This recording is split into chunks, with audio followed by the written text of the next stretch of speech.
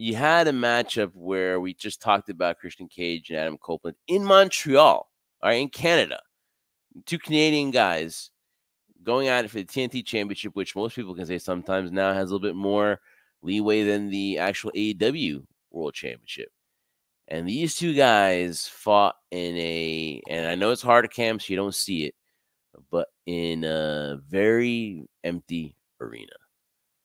I am not a fan of posting pictures of empty arenas. I don't think it might be a little tongue in cheek. And I know in this tribalism, which is AEW versus WWE, you don't care. You show empty arenas and you kind of mock them and you chuckle and like, oh, look how they're doing.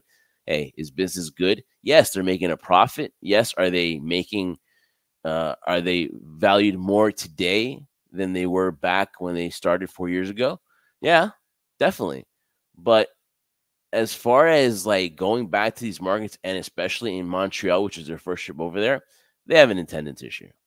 AEW right now has an issue where I'm starting to think, trendsetter, is maybe you should book more things in the UK and book more things in places that you can sell out, maybe third type venues, like like lesser than booking something that's 14,000, 15,000 seats.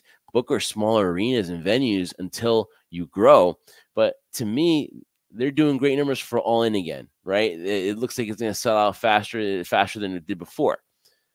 My thing is, there is an attendance problem, and you see it. And I don't think that they're putting a priority onto this. I think they're turning a blind eye and be like, whatever, and just and kind of just being too proud of what they're doing in the UK. Then I'm like, your mark here, when you go back to Chicago, I would love to see what happens when they go back to Chicago and there's no CM Punk, or when they or if they change venues for the next All Out. Because right now what they're doing is, it's clear that this product is so far right now, it's not the same that it used to be. I really think they have an attendance problem. I don't know what the solution is. Like I said, try some UK shows, try to do more shows in kind of lesser venues. But right now, what's the solution? I really don't know. And that's really something that I've been thinking long and hard about, scratching my head. And I can't think of how you bring those people back, how you bring that excitement back and try to get more people to come see the show, because they're not. Yeah, the question for me isn't necessarily how do you fix it. It's more like how do you continually conduct business with it going on. I think my biggest gripe isn't necessarily attendance in terms of, from a business standpoint. I feel that to your point, right? You could go to smaller venues. You can go to scenarios where that doesn't become a main issue, where you're tarping half of the stadium away from the camera side, the hard camera, because you don't want them to see it. Because from watching on television, and we all know now that crowd noise can be added in. That's one of the benefits of technology that we have nowadays too. So that could also be very misleading as well. You don't notice that, but when people are posting on social media, like you said, those things, and you're seeing, wow, this is a big discrepancy from a guy like Tony Khan and everyone that represents AEW, who are like jumping on that AEW bandwagon, representing the company, saying that, the numbers are amazing. Look what we're doing on television. Television and live attendance are two completely different things. And then when they say that, we're right up there in terms of competition, our places are going sold out. When they're going out and saying that we're getting sellouts, and then all of a sudden you're seeing that, then they're already lying to you. Secondly, too, when the fact that you're going out there from a company and giving tickets away rather than gaining an income from it because you want those seats filled, not a good sign either. How Tony would address it would be in a way, kind of not in a naive sense, because he's not going to address it. If people bring it up, it's very simple, simplistically. It's similar to the whole CM Punk scenario and the whole situation with Jack Perry. He's like, he's not going to comment on it because he can't. I get it. I'm not saying that's a scapegoat in terms of avoiding the issue, but again, he doesn't have to address it. The thing that I think people are drawing to and mocking it now is that, Tony Khan himself has been out there and claiming there's this supposed war between the two companies, AEW and WWE. And the mere fact that we as fans just want to enjoy it as basically having alternatives.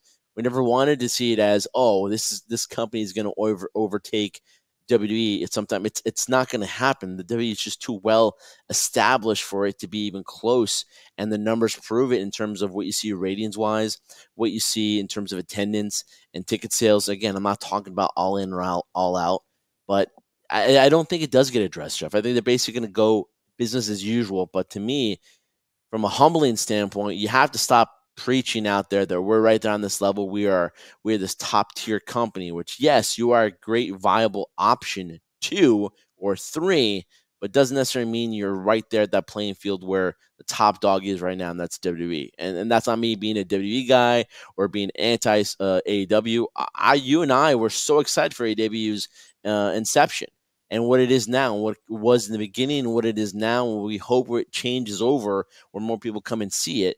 But right now, from a business standpoint, I think AEW is having huge issues right now, not just with attendance, but we talked about before, with that locker room. There are a lot of individuals that are signed there that were originally signed in AEW when it first started, and we have not seen them on TV for a long, long time. Yeah. So, you said it in your reply to me, is that, they might just turn a blind eye.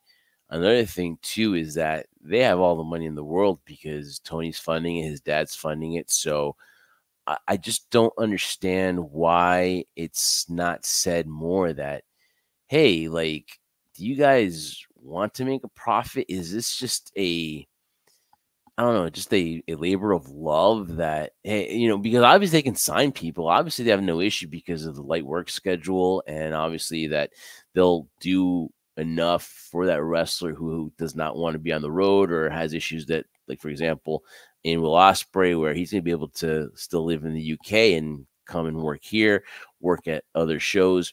Here's the thing, man, this forbidden door and all this is great. At the end of the day, like, it's got to benefit you. That's why WWE isn't willing to open the door to New Japan, or I know, actually, believe it or not, TNA is now going to stream on Endeavor, which is kind of a little on WWE's platform, on TKO's platform, which is interesting, right? But I just don't see the rush to make a profit. It's just, to me, it's still, hey, it's the fans, and that's great, but you got to have an end game. You got to be a business, and you got to want to make money. The attendance is an issue. WWE had the same issue. They were in a rut, and to them, they were able to, get back. And look at this. They're probably on their best surge that they've been in years, right? It is right now. It is top notch. So can AEW turn around? Yeah. Do I see it sooner than later? No. But you got to show me, man, that you want to make a profit. You got to show me that business aspect, that business, just that mindset. Because to me, it's just like, hey, let's make tournaments, let's have these dream matches. But then at the end of the day, like, where's the want to make a profit? Where's the business side of stuff? So that's a little head scratching to me. If you just want to be a company that, is for the fans, technically, all fine and dandy. That's awesome. But you're never going to get. It's never really going to be a war when you think about it.